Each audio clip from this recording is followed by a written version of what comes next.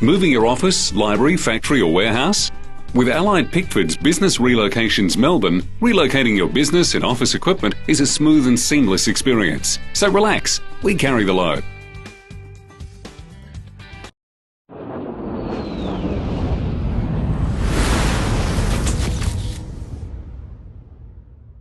James, I guess we might as well start with the news of the day. Can you tell us where you were at David Evans' house that night, and was it, to the best of your knowledge, was a phone call made by Andrew Demetriou?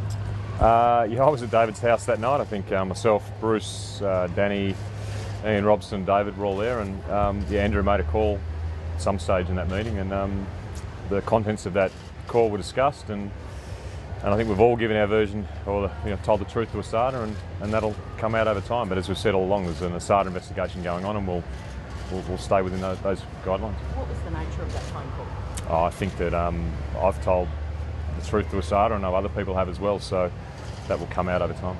Were you ticked off at all? I mean, you claimed all along the club that you were self-reporting on Feb 5. I think that's for the club to comment on more than myself. I think that's a club issue, and I think I'd prefer the club address that. Was the call itself pertaining to the investigation? Guys, I think, as I've said, I was at the meeting, phone call was made, truth's been told to ASADA about what was said in that conversation, and or what we were told about the conversation, so we'll leave it at that. Were you and anyone at Essendon aware that the AWC was looking into drugs at a club in the AFL before that call was made, or at that meeting you had? I don't think I was aware. I'm not sure if anyone else was aware, but I wasn't aware yet. Just because it seems still so clouded. We know that Andrew Demetriou spoke on radio this morning, but in your opinion, do you think Andrew Demetriou's done anything wrong? I'm not sure. I wouldn't have thought so. I wouldn't have thought he has, but that's.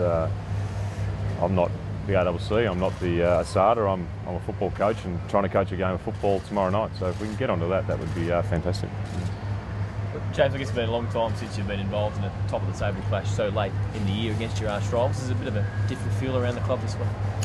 It is, yeah. It's great. 1v2 against our greatest rival over the last 30 years in Hawthorn. It's a fantastic game to be playing in. Etihad Stadium should be full of Essendon supporters, and we're looking forward to it. And they're the form team of the competition. They've lost 2 games for the year, and it'll be a really tough game for us. Got some selection headaches, especially after the performance of the guys like Collier and Delalu last week. Did the outs from last week come straight back in with Hocking, or is it? Some of those outs will come in. We'd love to have Heath back in the team, but he's missed 4 or 5 weeks, so we'll be cautious on that, and we'll sit down after train today and pick a team that hopefully will win. Is Zarakas fit? Zach is fit, yeah. Zach is ready to go. And Winderlich as well? Probably not. Winderlich's a little bit sore, so we'll probably give him another week. And does Benny Howard come straight back in, or does he not? I think so, yeah. As I said, we'll go and train and see how they're all moving, and but we'll have a look at the team and pick it around 12 o'clock today. Do you expect Buddy to play? Well, for the fans, we hope so. Probably for us, we don't. Look, I think you want to play teams with their best players. Hopefully, we make the finals competitive, go deep into finals, and want to see how good we are against a really good team with their best players. So we're not afraid of Buddy playing. It might be an advantage if he doesn't, but I don't think he's played against us the last 2 times, and they've certainly won easily, so it doesn't seem to make too much of a difference to them. The last couple of times, as you mentioned, they've really shown you up. So you're confident that gap's closed significantly in the last 12 months? Well, I hope so. They kicked 184 points last time we played them, so it's a fair chance that if we haven't closed the gap, it'll be a bit of a one-sided affair. But we think we're a better team than we were last year.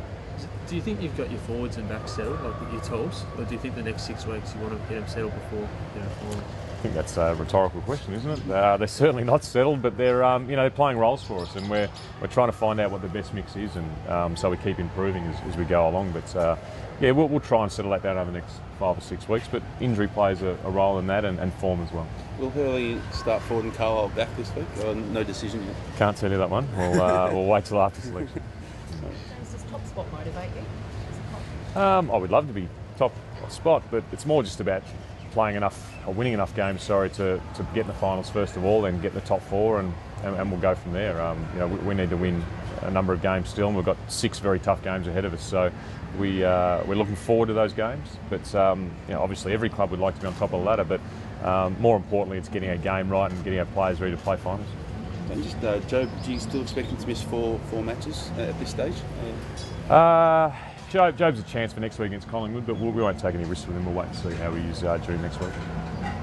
Is getting that forward mix sort of your biggest concern, sort of structurally at the moment? Look, getting the forward line together and the right players playing the right way, yes, but we're still number 3 on the ladder for scores for, and I think we're number 2 on the ladder for inside 50s, and number 3 on the ladder, 4th on the ladder for inside 50 conversions. So we're actually doing pretty well. Everyone sort of looks at our forward structure, and we're kicking a lot of goals, and I think we're around 50% of inside 50s we score from. So that's a pretty good conversion rate.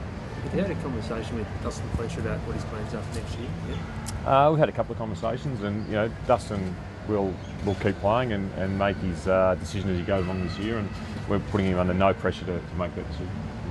Can you put into brief words just how much of a challenge this match is, though?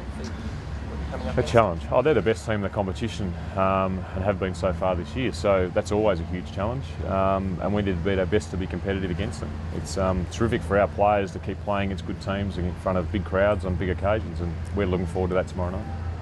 Does the Fletcher situation become a little bit more tricky now that you've got Pears starting to sort of show form and Hook having his probably just about his career best year? Does it become a bit more tricky, or is it? Not tricky, it's just great we've got competition for spots. We've got a lot of competition, and we're looking forward to that competition driving the best out of every player. Is it solely Dustin's decision if he wants to go on, given everything he's done? Does he deserve that right, or is it sort of a mutual thing? I think so. I think it is Dustin's decision, and he'll make the right decision for him and the club. And I'm not sure what that is, and I don't think he knows what that is right at the moment. But we've got 6 games to go, hopefully a big finals campaign to go, and there's a lot of the season to go before we make decisions like that. Does the prospect of the big 400 sort of factor into it? I'm not sure. It might for him, but if he plays on next year, he'd go very close to getting there. But I think he's very much concentrated on this year and getting the most out of this year that he can. The Asada issue being on the front pages yet again, does that affect the players in their preparation at all? Well, it hasn't so far this year, but you have to ask them. But it's not ideal. James, just on that, do you think just the AFL played a part in you and the club coming forward?